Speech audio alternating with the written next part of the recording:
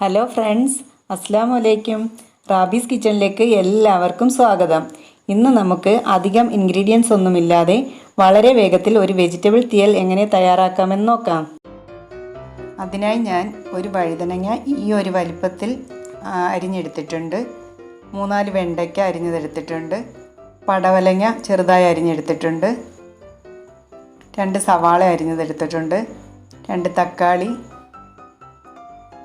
3 പച്ചമുളക്. ഇനി നമുക്കൊരു പാത്രത്തിലേക്ക് കുറച്ച് വെളിച്ചെണ്ണ ഒഴിച്ച് അതിലേക്ക് സവാള ഇട്ട് കൊടുക്കാം. ഇനി അരിഞ്ഞു വെച്ചിട്ടുള്ള ബാക്കി എല്ലാ വെജിറ്റബിൾസും ഓരോന്നായി ചേർത്ത് കൊടുക്കാം.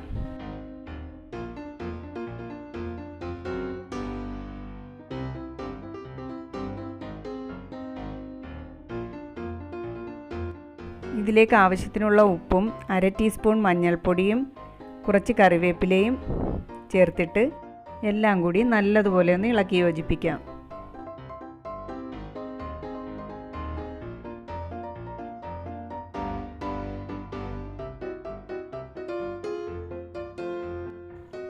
ഇനി ഇതിലേക്ക് അല്പം വെള്ളം ഒഴിച്ച് അടച്ച് വെച്ച് നമുക്ക് നന്നായിട്ടൊന്ന് വേവിച്ചെടുക്കാം.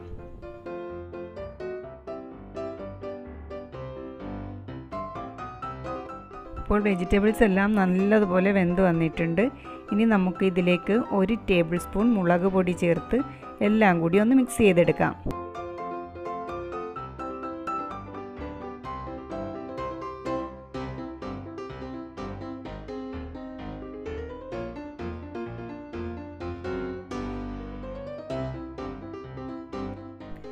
ഇനി ഇതിലേക്ക് 1 ടേബിൾ സ്പൂൺ വിനെഗർ കൂടി ചേർത്ത് കൊടുക്കുന്നുണ്ട്. വിനെഗറിന് പകരം നാരങ്ങാനീര് ചേർത്ത് കൊടുത്താലും മതിയാകും. അവസാനമായി 1 ടേബിൾ സ്പൂൺ വെളിച്ചെണ്ണ കൂടി ചേർത്ത് യോജിപ്പിച്ച് കഴിഞ്ഞാൽ നമ്മുടെ സൂപ്പർ ടേസ്റ്റിലുള്ള വെജിറ്റബിൾ തീയൽ ഇവിടെ റെഡിയായി.